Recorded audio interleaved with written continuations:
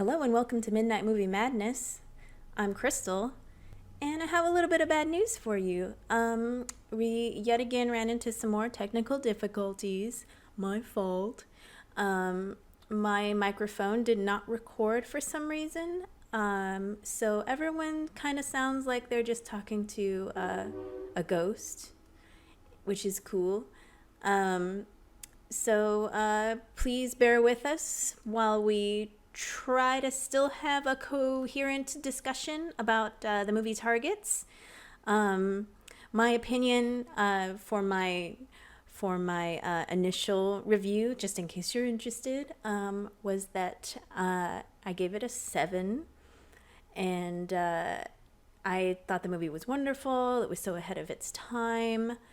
I mean, everything about it. Like I mentioned during our conversation that I feel like people have a misconception that older films. This film was made in 1968. That older films are filled with a lot of sentiment and not a lot of meat or realism or at least not dark issues.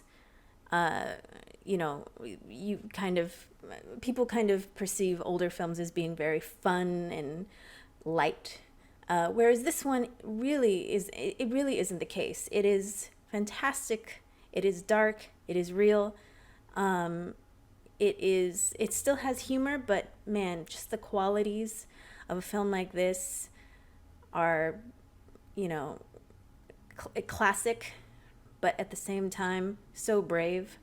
And I really loved it. So I hope you guys enjoy this episode despite our technical hiccup. Thanks for listening. We thank you for the food we're about to receive in the Lord's name. Amen. Amen. A typical American family at dinner. Mom and Dad, their beautiful daughter-in-law, and their only son, Joe, a homicidal maniac. Welcome, weary travelers. Here we have another episode of Midnight Movie Madness. I'm Monica. I'm Brady. And I'm Noel. Last week we actually did, we kind of failed as hosts and did not actually introduce Noel. But since this is his recommendation, we feel like it's a better time to get to know Noel better with the movie he picks. So Noel, why don't you tell us a little bit about yourself?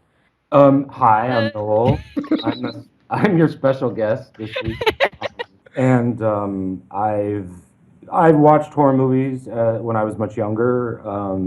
Sort of lost interest in the horror world, and have recently gotten back into watching horror and reading about it and thinking about it and writing about it. And when Kenda, who's not here right now, but She's off saving Mexican children. I thought she was just like in the kitchen making Mexican soup. I don't understand. Kenda has gone to Mexico. There is a family that is... I'm going to go ahead and explain this so we don't sound like crazy racist people. Kenda has her family has some friends that's... I don't know if it's her mom or her dad, but they're friends, and they moved to Mexico and opened up a soup kitchen in Mexico. And every year, her family goes down and runs the soup kitchen for like a week or 2 weeks or something like that, so that family can go on vacation. So right now, Kenda and her family are in a soup kitchen in Mexico, so the people who amazingly run it 7 days a week all year can go on vacation for like 2 weeks. So that is where Kenda is right now. And even people who like horror sometimes do nice things for other people. Yes. Most of us don't. We really don't. But, No. So I've listened to a lot of podcasts, and I've been really interested in getting into the podcast world. So I really appreciate you guys giving me this opportunity to get a taste of it. Yeah, welcome to our insanity that no one actually pays attention to. Oh, but they will. Oh, yes. They better. Give them time. You can't see I'm steepling my fingers right now. Yes. I suggested Targets because Targets is a film about film, and particularly about horror films, the history of horror, and I thought it would be appropriate for this podcast since that's what you guys are focusing on. The synopsis, the storyline, as per IMDb, kind of gives it away, but it says Byron Orlock is an old horror movie star who feels that he is an anachronism. Compared to real life violence, his films are tame. Meanwhile, Bobby Thompson goes on a killing spree. ... I guess that's okay. It's not great. um, Yeah, basically sets the scene. So this is a film from 1968. It's Peter Bogdanovich's first full-length film. And what I don't know. Do you want to talk about? Do you want background, or do you want to just dive into the story? let's Or do the background because I think the background is actually a very interesting part of the movie itself and kind of lends itself to what the entire plot is. um, basically, Roger Corman made his career making schlocky horror films, not just horror, but mostly horror. And he gave, early career directors who are now considered some of the greatest, like Scorsese. Oh yeah. Directors like that, a lot of them got their first. I think also Steven Spielberg. Some of the earliest work was produced by Corman. Corman did very cheap films. He did a lot of them, and he was very good at efficiency, at getting product out. So this was a project that he essentially gave to Bogdanovich. There were two stipulations. One of them was that I'm so sorry. One of them was that Boris Karloff had signed a contract with Peter Bogdanovich was an assistant to Corman, as many of these early directors were, and each of them eventually got an opportunity to do a full-length film. And Corman gave Bogdanovich the opportunity to make his first film, but one of the stipulations is that Corman had signed a contract with not Bela Lugosi, Boris Karloff. Boris Karloff, quite different. And Boris Karloff owed Corman like 2 days or something. Yeah, I was reading that. Yeah. So Bogdanovich very cleverly made the film sort of about Boris Karloff and Boris Karloff doing a film in 1968. And by this time, Karloff is, I don't know, well into his 60s. And at the same time, he and his producer, Polly Platt, Bogdanovich and his producer, they wanted to make a horror film, but they wanted to make a horror film that was modern and contemporary. And remember, 68 were way before any of the classic slashers, and were before the Night of the Living Dead was happening, but it was not well known at this point. Yeah. Is that 68 or 69 maybe? And then, of course, and then the next big genre changer was Texas Chainsaw Massacre, but that wasn't to come for a few years.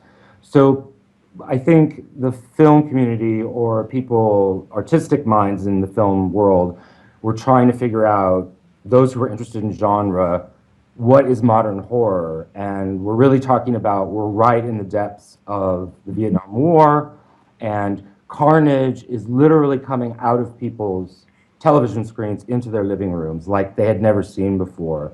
So I think that this film represents perfect. So it's ironic that he had to use Boris Karloff and at the same time wanted to make something very modern. And using those parameters, Polly Platt and Peter Bogdanovich were able to construct a film that included all of that and really became about the intersection of old horror and new horror. And the question of what is new horror, what is the relationship, how have things changed, what the great old classics of horror cinema, which Boris Karloff would be the living and really last representative of, why is that no longer valid, and what's going to come to take its place after, sort of in a post-Vietnam world. So to me, the film is very structural. I'm going to go on and on, so please stop me. I was just gonna say that. Well, that's the review. That's good night, guys. That sums everything up. Actually, I just realized we forgot to do the initial reviews.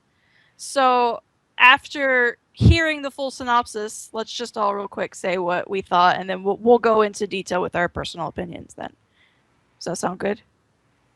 Yes. Okay. So, Crystal, you want to start then, since I cut you off. Oh, well, okay. Well, I agree. Like, he was talking about how the Vietnam War was definitely an influence, and I read that it also was patterned after the University of Texas sniper, which is very obvious in the scene with him on top of what were those, like, vats of something, shooting the cars driving by and stuff like that. That's happened multiple times. So, of course, that is a very real threat, which makes it modern horror because it's the scary thing of today. I really loved that. I thought it was great that they used that, and they were one of the early ones doing something that wasn't just Nosferatu, something like it was a very real threat to make it into a horror film, which had mostly just been polluted by supernatural and stuff. But that being said, I also love that it's like, classic horror is classic horror for a reason, and it will always reign supreme. Right. That message in the whole movie exactly just made me absolutely fall in love with this movie. So I think I'm really falling, like, on the actual movie itself, I'm kind of falling on a 6, but for that message alone, I want to say this movie's a 7 to me. So that's my feeling. I think I'm leaning more towards a 7, just because I love that. Like, yeah, the shooter is a very real threat. It's a very scary threat. It's very serious. But when I watch horror, I want to go to that fantasy genre of classic, because to me that is just the ultimate horror, are the Draculas and the Frankensteins and stuff like that, and they will always be like king supreme to me. So I love that. For me, there you go.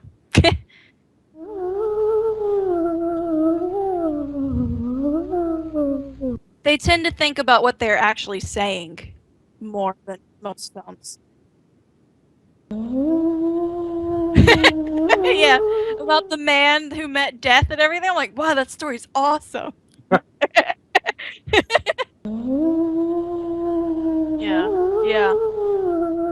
In the audience, and yeah. Okay, Brady. I'm actually gonna go with an 8 on this one. Wow, I think this is the first high review we've had from Brady. I know, right? First and foremost, it's Boris Karloff, and I could listen to him talk about anything. It doesn't really matter. I think growing up, having How the Grinch Stole Christmas, that was a staple, So it's just there. But with the way the plot is so meta about everything, like he is playing himself, and the director guy in the movie is essentially the Bogdanovich for the most part. Like, it is just a meta movie in general, and it's really just like the last scene that it really has, like, just staples that high rating for me, because it's traumatizing, just hands down. And this movie actually got an emotional response out of me without, like, forcing it in my face, telling me how I should feel about it. It was just, everything was there. Like, I don't know. It just worked really well for me in general. Okay. And Crystal was talking about how it was ahead of its time, and I decided I wanted to look up some other movies around at least the 60s, and there was kind of a shift in horror genre, or the horror genre, throughout the 60s and 70s. We've got movies like Psycho and Rosemary's Baby, Mask of the Red Death. Just there's a lot of really good movies that came out of the 60s that didn't have the idea of the undead coming to kill people, or things like that. Of course, there's also The Haunting, and there's another one out there that's very monster-ish.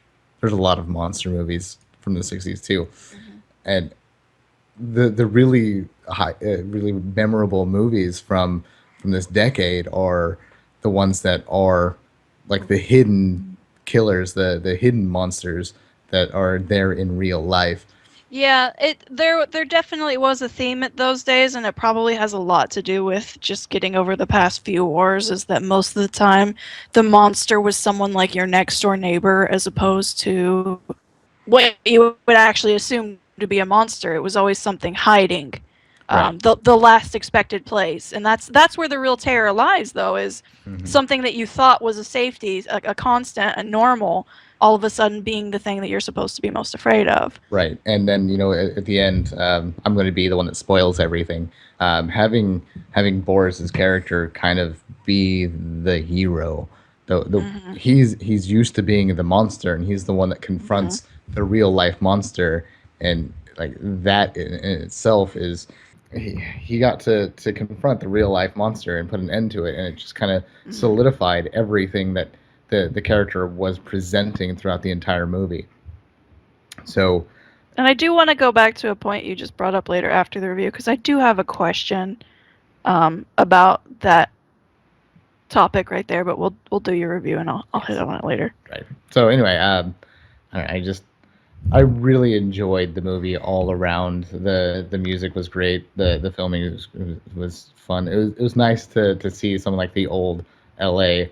Uh, this is like back when they actually had to use camera tricks and had to set everything up to just work right.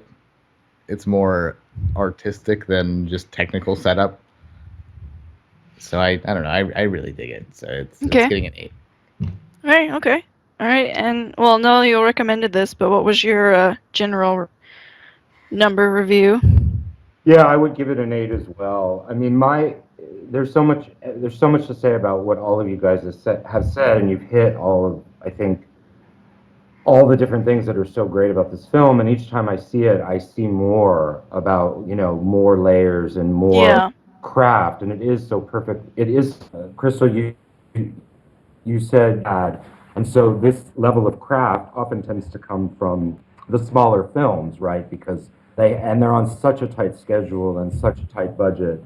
And some would say, I mean, the real tragedy of this in a way is that Bogdanovich never really, I mean, he made all of his movies are movies about movies, and he sort of, I don't think he ever did horror again. He sort of jumped to different genres, but unfortunately, his career hasn't sort of, it hasn't been it hasn't followed the trajectory of this as a first film. But despite all of that, it's in some ways I think it's a perfect film, and certainly as a final film for Boris Karloff, he couldn't ask for anything more. I mean, he got to do, you see him, and he got to do so much in this film. And my understanding is that, or I read that he went way above and beyond the 2 days, that he was so thrilled about this film and his place in it and the role he got to play that he went, it wasn't even about anymore the contract with, with Corman, that it became a personal, much That's really personal cool. project, which is not a surprise because in a way you learn more about Boris Karloff as a person and as an actor in this film than in the rest of his filmography together, even though he's brilliant and he has an amazing history. But this, to be an actor and to have your last film be such a personal kind of statement of who you are and what you think and your relationship to your own history as an actor, it's very moving on that level as well. And so, yeah, I mean, I could talk endlessly, so I'm more interested to hear what you guys have to say. But I do want to say that the shooter at the University of Texas, Austin, the actor playing the sniper in this film even looks like the actual sniper, and that had all happened just. Oh wow. Yeah, it's really scary. And he followed very closely to what actually this Charles Whitman guy had done in terms of going up into the tower and all the kind of different aspects. And that he was in the military, and his father was a real. Oh wow! I just looked up a picture of him. Yeah, he's. Yeah, it's really eerie. Yeah. So I mean, so it's really worked in. But I just want to, for me, the easiest way to look at this film or to analyze it is to look at it structurally. You've got two separate stories that are going on simultaneously, and the question is, when are they going to come together? How are they going to come together? And what's going to happen when they come together? And I feel like it's an experiment in a way, because these two stories have absolutely nothing to do with each other. The story of Count Byron Orlock, the character played by Boris Karloff, you know, wanting to get out of the movie business before it's too late, like wanting to spend his last days in, peace and pleasure, and not making any more movies, and not being, the monster movie star that he's been all his life. And all of the machinations with Hollywood and sort of the more comedic aspects, his relationship to the young director, again played by Bogdanovich, and then that wonderful character of his assistant, and we can talk about her later, but Yeah. she's fantastic. But you've got that story, and then you've got this other story that's not really a story. It just seems like the daily life, or the kind of mundane reality of this white bread, good-looking, young. That's racist. I said white bread. I mean bread like you eat, not necessarily. Right. It's all right. You know what I mean? Yes. And well, it is actually, now that you mention it, it is interesting that all the people in the sniper story are all white and washed, and all the people in the Byron Orlock story, they're Jews, Asian American. Orlock, Boris Karloff has Indian. They're like a more exotic bunch. You know what I mean? They're a more mixed. Well, I think it's trying to get at to the whole, you never exactly know where the threat is coming from, because it's just like the typical American citizen, like, I mean, they were like the stereotypical American dream family, Right. and yet at the same time they were the ones going out, well, not all of them, but that's where the killer came from. It was the person you would least suspect in a lineup. He was just this homebred American hero, and he was the one that snapped. Right. And so you've got these two separate films, and we know exactly what's going on narratively with the Hollywood story, with the Byron Orlock story, and him wanting to get out of Hollywood, and them trying to get him to do the personal appearances, blah, blah, blah. But then the other side, like you said, it's white bread, it's so bland, there's almost not even a story to follow, and yet there's no explanation. All I feel is that you see a picture of him, besides the fact that it's supposedly the perfect American family, or the most ordinary American family. Yeah. All you see is a picture of him in military garb, which made me assume that he was served in Vietnam. Why he's back from Vietnam, I don't know, but that was my assumption. But you get no information as to why he snapped. So it's like, it's not only two different stories, but two different styles of storytelling.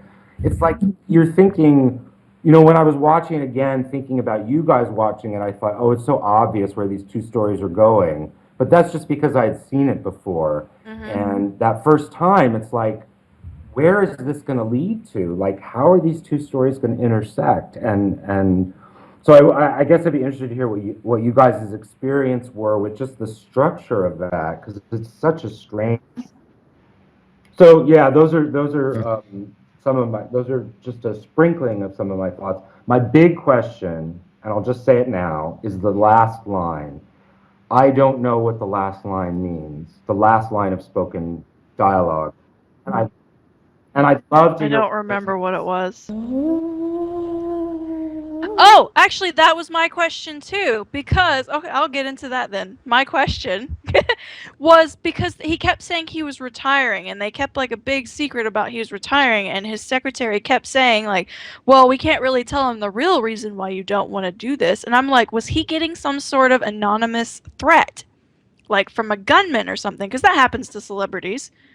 And I'm like, was that what this was? Is like he was getting a threat, so he was pulling himself out of the game, like he didn't want to make public appearances or anything like that because he was afraid of a gunman. Because that's what I mean. I have a thing in here where I have so many notes on this movie. But because I was wondering if that's what it was, is like they didn't say it, but they kept insinuating that he might be afraid of a gunman. And so when he actually meets his monster, he faces it and goes like, oh, that wasn't that scary. Whereas at the same time, the gunman was afraid of him as the monster, like the monster that he always plays on TV, and he meets him in person, and it completely debilitates him. just the vision of seeing the Boris Karloff or whatever, I forgot what his name was in the movie. Byron. Byron Orlock, yeah.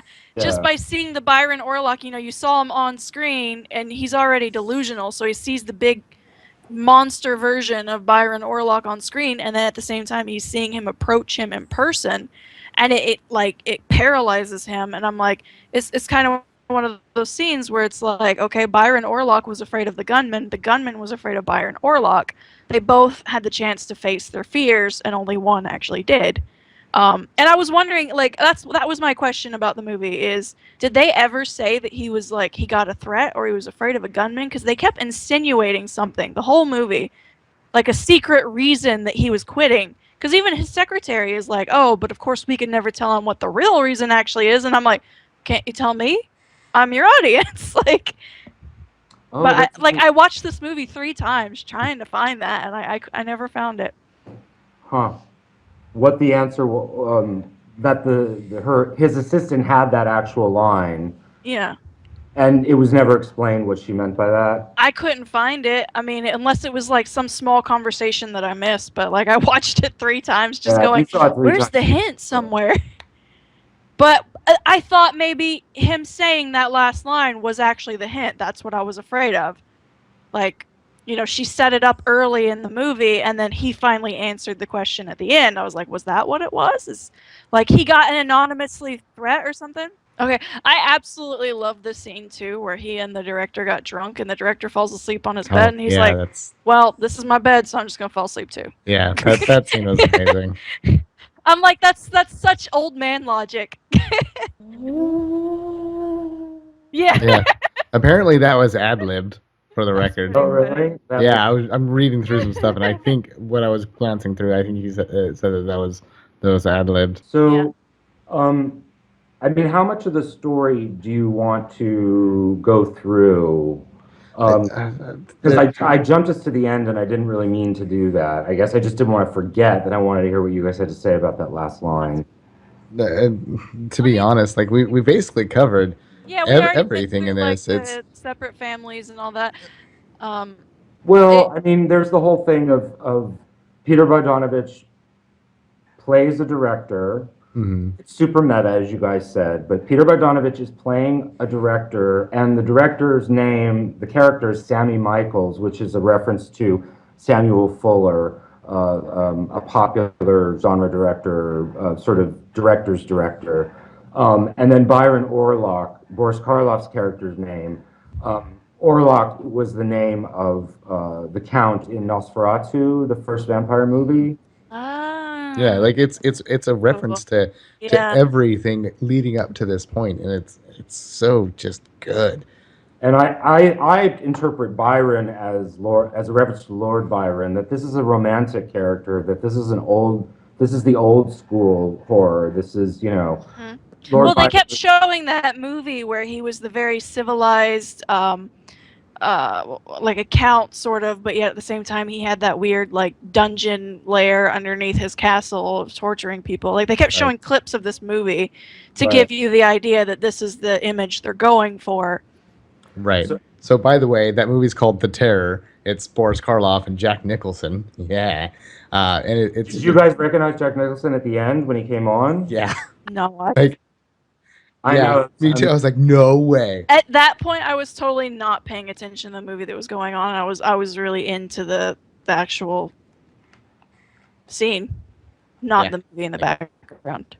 I don't know. Like watching the little bits that they were showing in the movie made me kind of want to look this movie up and watch it, just because it seems like it could be a lot of fun. Yeah. And like I wondered if they had made it for the movie, but then I saw Jack Nicholson. I thought, wow, that's kind of major to get a bit part from Jack Nicholson just to make a movie to do in the background. But I guess by this point, Jack Nicholson wasn't really that well known yet, was he? No, he wasn't. Not at this point. Yeah. Yeah. And The Terror is directed by Roger Corman, and apparently Francis Ford Coppola helped out with it. Oh yeah, another director who Corman got started. That's right. But I just think it's important to say that Orlock, that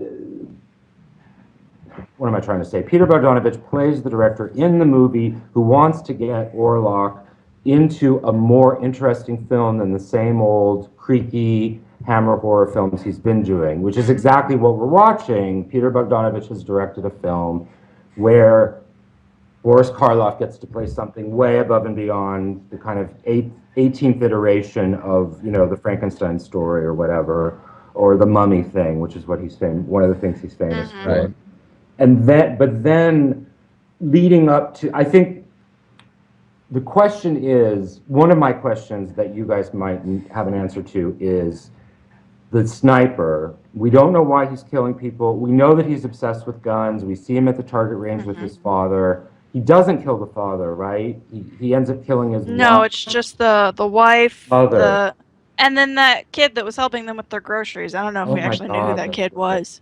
Can you imagine back in the old days, somebody helped you in with your groceries? Right. One of my favorite parts, things about this movie in general, is the fact that we get to see basically life in the 60s. Like, the dude goes to a gun store, buys a gun on his father's credit. Yeah.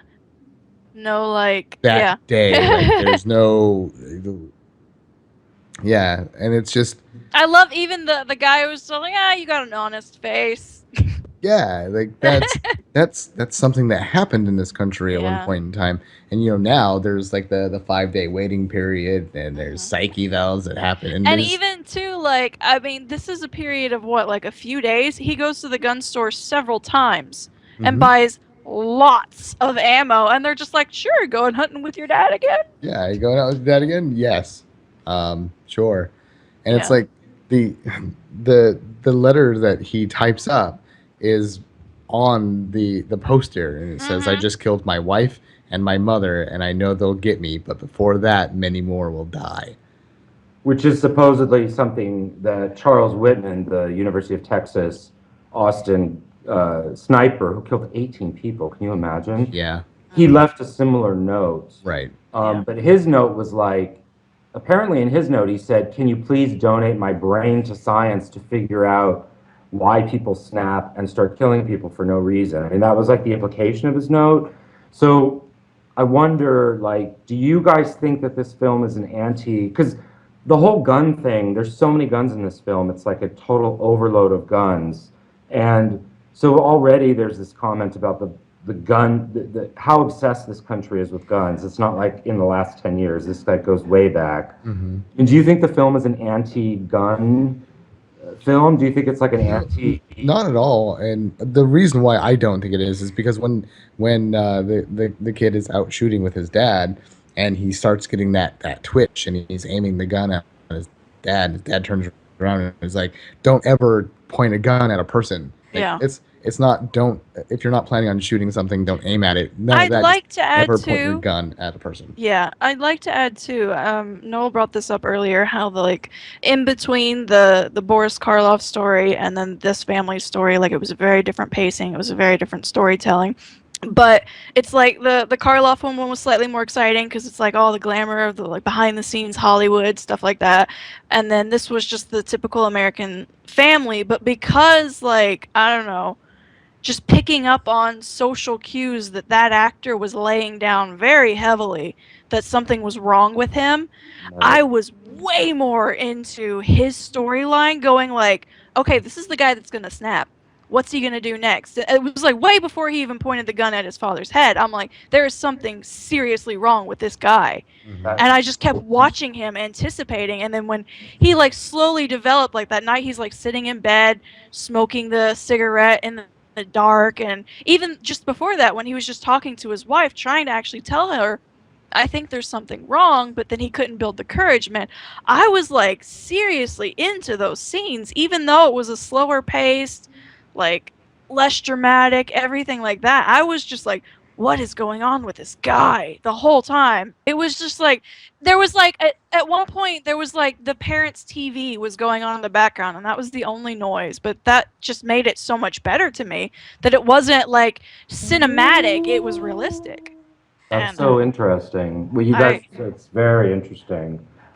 And I wonder, people always say, well, horror is just gore and it's just jump scares, but you guys watch a lot of horror, and you're into this is as flat. I mean, those sequences are as uninflected as you can imagine. I mean, it's like there's no character, there's barely any story. There's like you said, there's no music, and yet you were so engaged. That's really interesting. Because I like the wackier Hollywood. I like all those Oh, I characters, totally do you too. know. But because this guy was, it was like he was so bland to the point that you knew there was something wrong with him because it's not normal to be that bland. That made me kind of go like, okay, what is wrong with this guy? There Yeah. is something wrong, and it just made me so involved in his story. Like I was listening to everything he and his family said, trying to pick up every cue to be like, okay, this is an agitator, this is an agitator, okay, this is something that's going to bother him. This is all leading, like all those little ingredients going into the boiling pot. And I was watching it very intently because of that, and I'm just like, with it being the, cinematically duller scene, for me it was almost more exciting than the rest of the movie. Hmm. Just watching the monster develop, I guess. So, am I the only one that really was craving a Baby Ruth at the end of the movie? What? The Wait, I'm shooter, lost. like How are you? he eats like 4 Oh, Baby Ruths throughout the movie. oh Which is yeah, like, because he has that like the necessary ingredients. He's got his guns, he's got his like ammo, and oh yeah, like a bag of Baby Ruths and a Coke. He had like yeah, a Coke, like a bottle of Coke on the yeah. I yeah, know, like man. that. It's like the breadcrumb trail, but it's a gun trail. Yeah, I loved it because too, like, you in those movies when they're in the driving car and it's all glitz and glam Hollywood, you always see like the most beautiful scenic spots of Hollywood. But he drove by like 12 dealerships. Like Yeah. that was the beautiful road in Hollywood that he was driving down, and I'm like, yeah, that's pretty funny. Yeah, I mean, I grew up in Southern California, and I'm a lot older than you guys, and that's what it looked like. It was horrible, horrible, and it was like a prison. It felt like it to me, you know.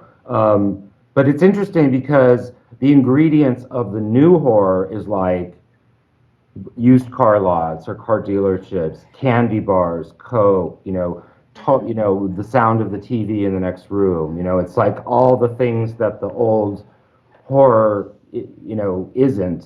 It's everything's been drained out of it. I mean, what's really been drained out of it is feeling. There's no emotion.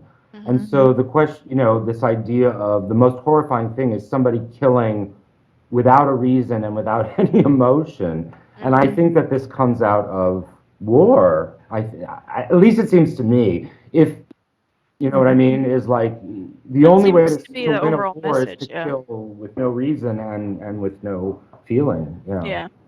right. There's just a lot of like fun things in this movie in general. One of the things that I noticed, I'm not sure if you guys picked up on it, but the difference we're talking about, like the differences between the storylines.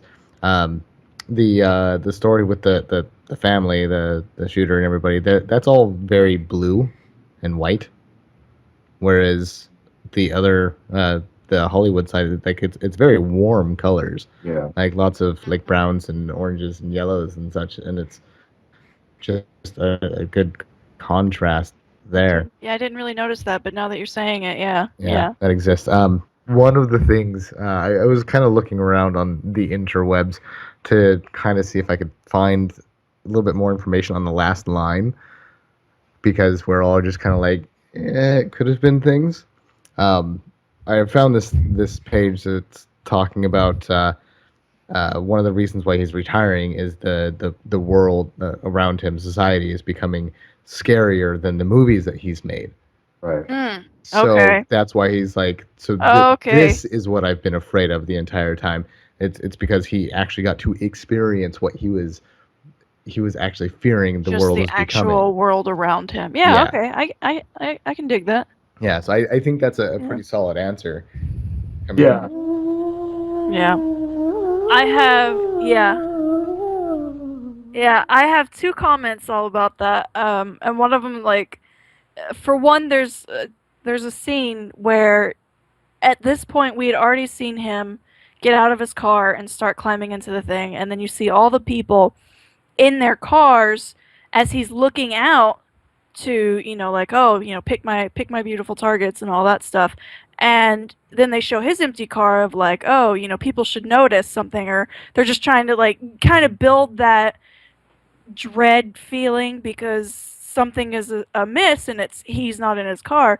I think that would have just that one camera shot would have completely floored me and put me in awe of this movie and probably bumped this movie up to like an 8 or a 9 rating for me had they not already shown him climbing up to the theater and just shown a line of cars with all people like, oh, here's 2 people in their car, and then there's people getting ready to watch the movie, and then there's people, and then, oh, there's a car with no one in it. Dun, dun, dun, kind of thing.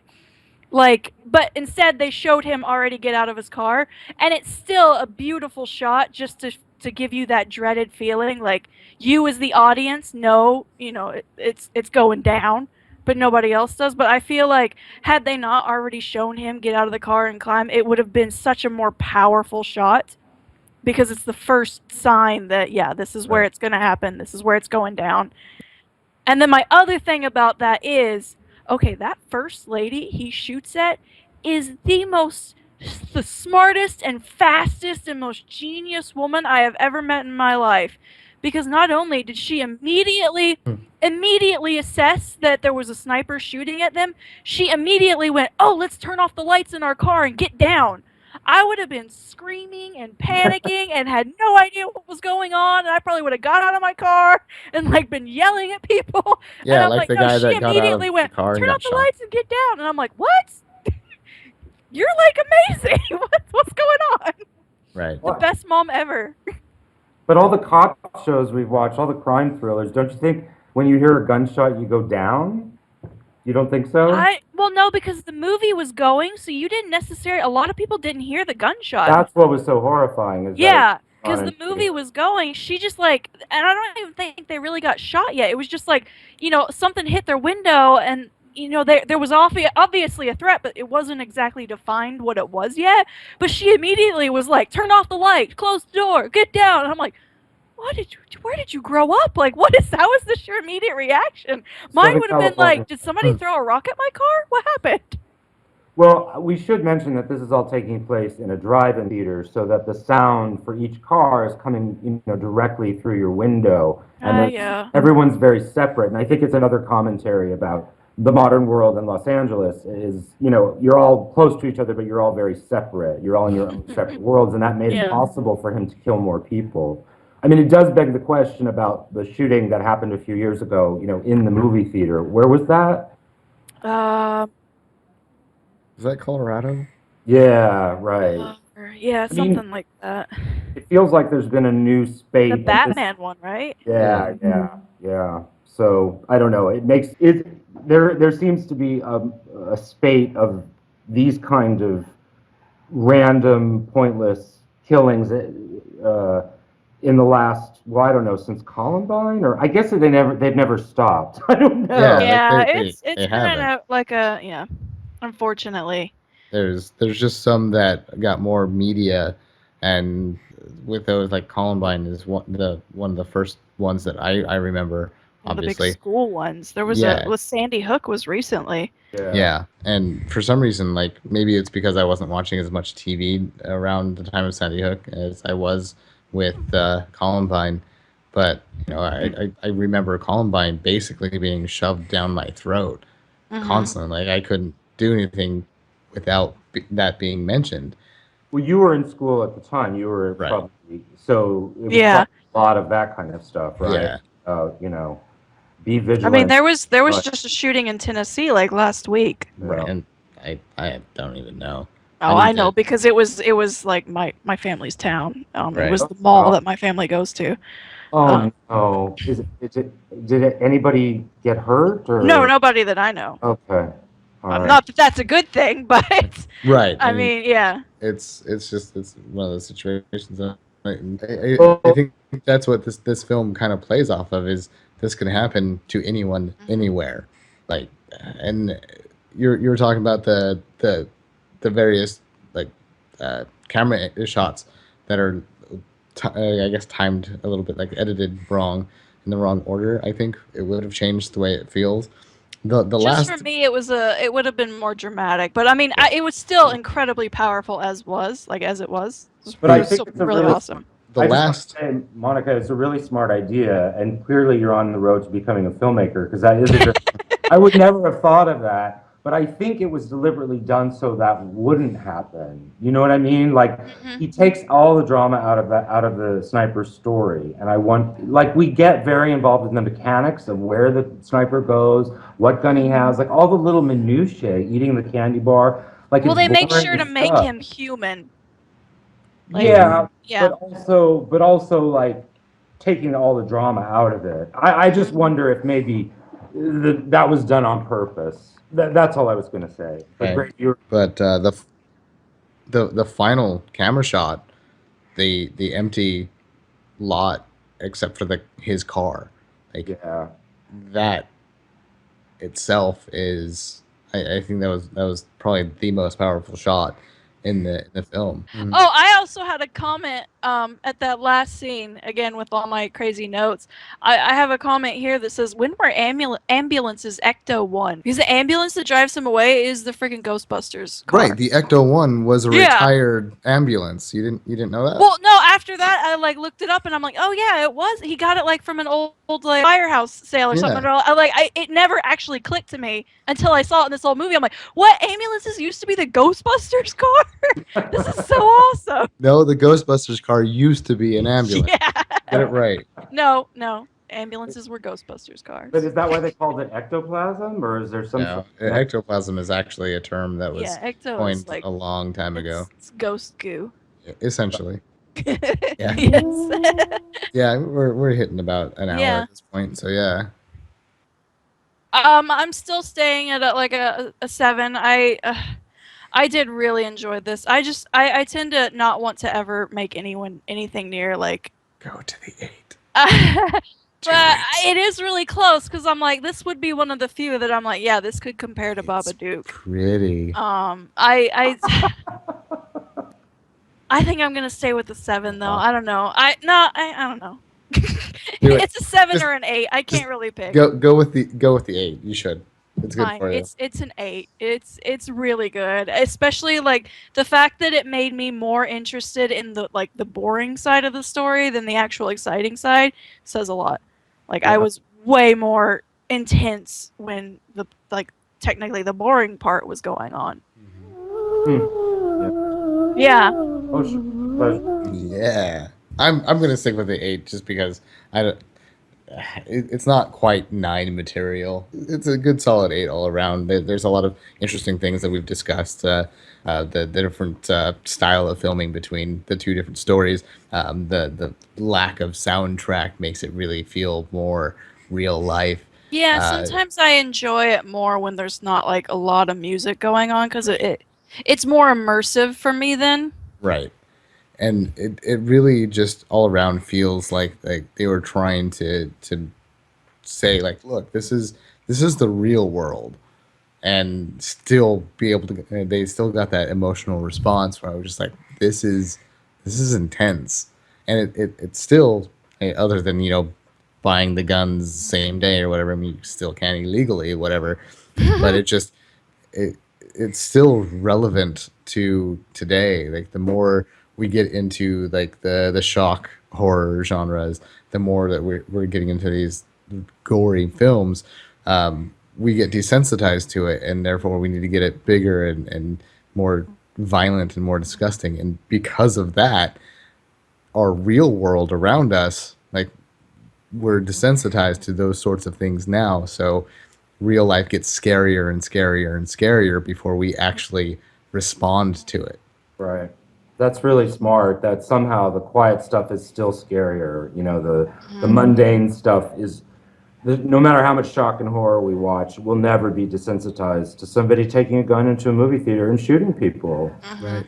None of it. That's never going to solve it. I know you guys want to wrap up, but the idea of the screen shooting back at you. Did anybody else have any other Oh. about that?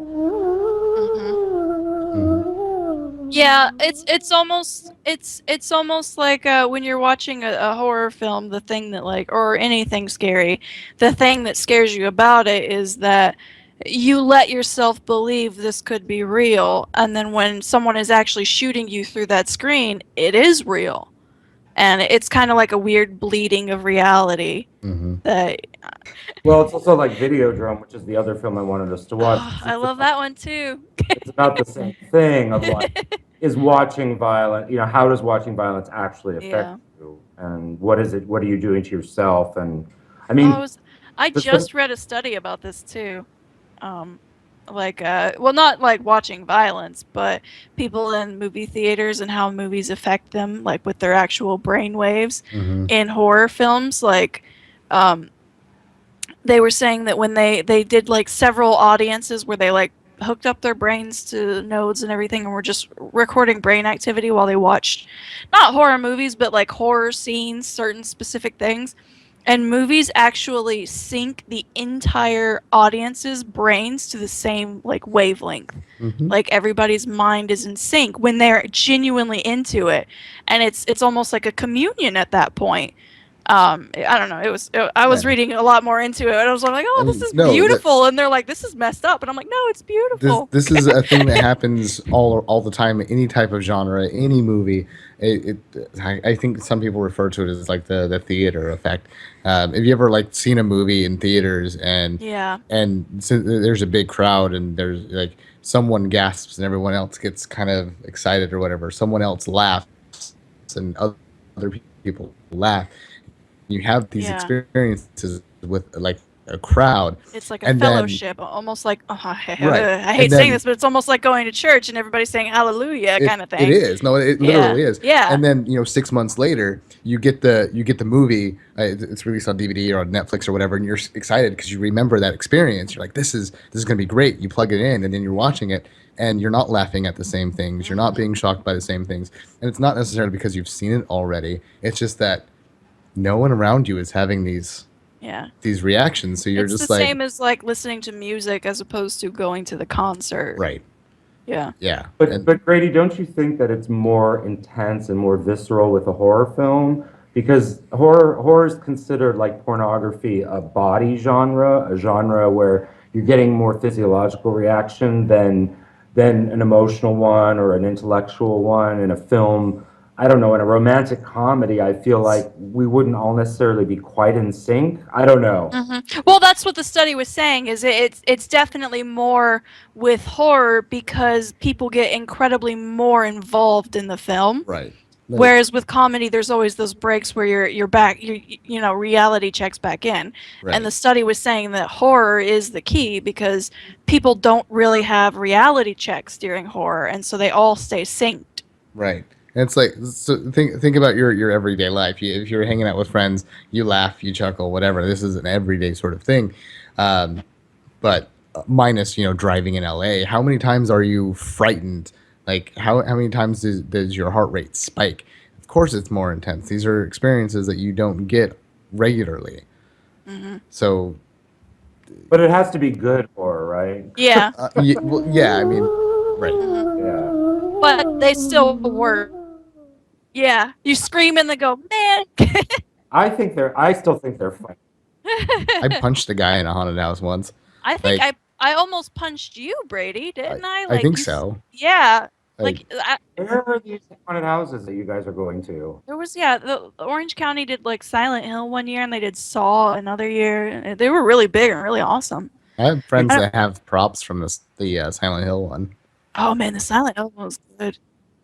Yeah. Yeah. So, I don't you know guys, about that. do you guys travel around and see these together, or? We used to live together, and so we went to one in Orange County when we heard about it because it was Silent Hill, and we were like huge fans of that game.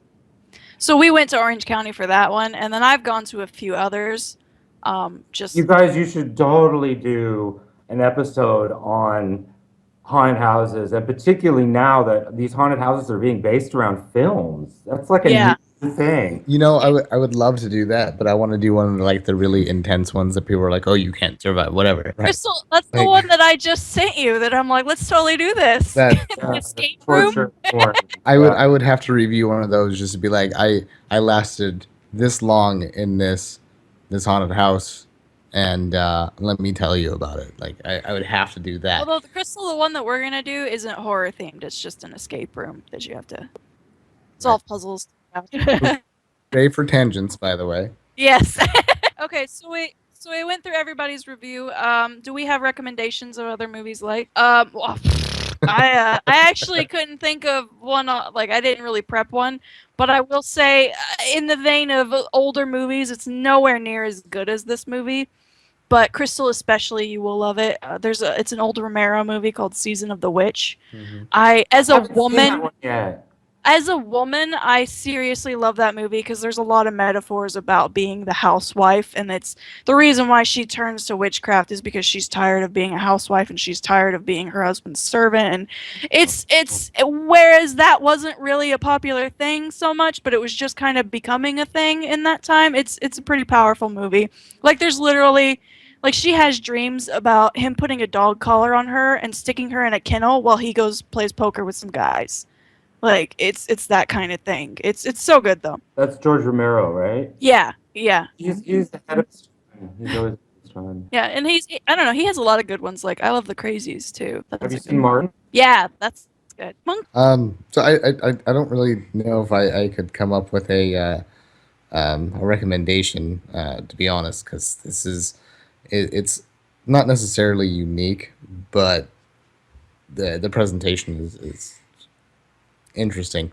But when I was looking through what other movies came around in the '60s, I saw that The Mask of the Red Death is Oh, I a love that '60s movie. movie, and it's also Vincent Price. So Yeah. another original horror.